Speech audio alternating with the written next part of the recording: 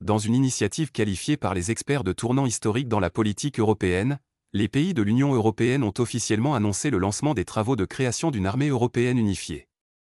Attendue depuis des décennies, cette initiative a suscité une vive controverse, ses partisans y voient un renforcement de l'indépendance militaire de l'Europe, tandis que ses opposants craignent qu'elle ne soit le premier déclencheur de nouvelles turbulences mondiales. Pourquoi maintenant?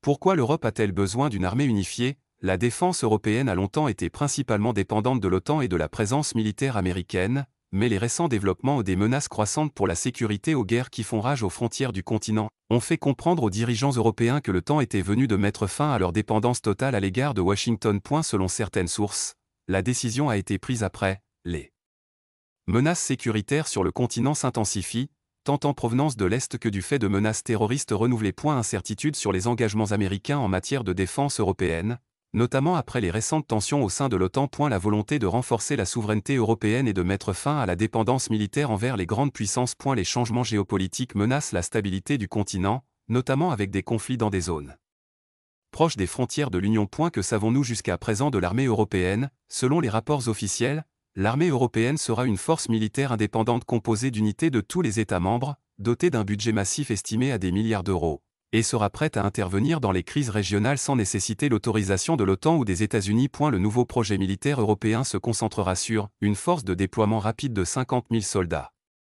Dans la première phase. Technologie militaire avancée, notamment des drones et des avions de chasse modernes. Un commandement central européen distinct de l'OTAN, dont le siège serait à Bruxelles ou à Paris. Exercices militaires intensifs pour assurer l'état de préparation et de préparation à tout scénario d'urgence. Division mondiale.